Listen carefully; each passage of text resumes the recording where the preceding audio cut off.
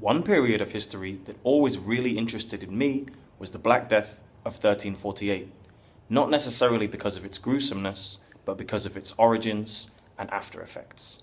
Now, most people are aware of the fact that it drastically changed society into more similar to what society is today. Now, for example, it could have killed up to a third of people in all semi-urban and urban areas, so society had to completely change. We know this much, but where did it actually come from? Now, if you look at the official version, the official Western version, they say that it reached Europe by around 1346, and then it reached England by around 1348, also claiming that it began in Far East Asia, possibly modern-day China or Vietnam, in around 1340, and it made its way gradually overland through the Silk Roads and other raiding armies, maybe other parties, as well as along the coastal trade links, reaching Europe and specifically England by around 1348, when its devastation began. Now, typically in the Western, mainstream, ego-based ideology, we're told in the official version of history that it came from the East, it came from Asia, and it wasn't anything to do with us. That's what you'll find in any Western textbook and museum. But interestingly, if you actually go to a museum in Ho Chi Minh or Hanoi in Vietnam, Beijing in China, or Seoul in Korea, as I have done, all of them talk about how the Black Death did not originate there, but it actually originated over in the West, and it also affected these countries between 1340 to 1350, and that the West is to blame. So what's really going on here? Because we have one party in the West saying it's the East, and the other party in the East blaming the West. So maybe nobody wants to take accountability for the terrible thing that happened, whatever it may have been. Or maybe we really don't know. I mean, it could be other parties as well. Mongolians and other raiding tribes and armies have often been blamed for moving around. You know, as their armies move around, they're going to spread the disease, especially in sieges. You know, everyone knows it was quite common in the Middle Ages, firing catapults full of rotting cows and pigs over the walls of the enemies. That could certainly fester disease, and that could be an option too. One of the key points of the mainstream Western model is that the disease was spread through trade, specifically by ships on all the waterways, but also by trade caravans along the Silk Roads of Central Asia, from Eastern Asia to Western Europe. Now, we're always told at school, oh, these rats, and more specifically the fleas carrying the bacteria that lived on the rats, that would jump from the rats to the people, these rats could easily move on the ships, which means the bacteria and the fleas can also do the same, and quickly infect people in all the port cities, and trade will link that to all of the cities in the known trade world.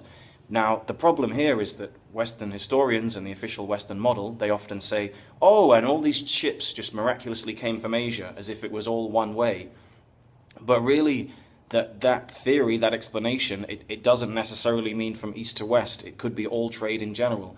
So it doesn't specifically mean that it came from the east. This is one misconception, I would say, of the Western model. Now, though raiding Mongolian warbands are typically blamed for aiding the spread of this awful disease, because as we know, 1348 era, that's less than 100 years after Genghis Khan's initial conquests and during the time of his grandson and descendants, it doesn't necessarily mean that they are purely to blame, though they could be partly responsible. And I think one reason that maybe the Mongolian warring parties are overblamed, or their effects are overestimated, is because there are isolated cases of Black Plague and bubonic plague in Mongolia today. Though it's very small, maybe people, historians in general, think, oh yeah, there's been a history of this here, it's always been this problem, but maybe that's not necessarily true. Maybe that's more of a modern thing, and it doesn't necessarily reflect what happened in the 14th century.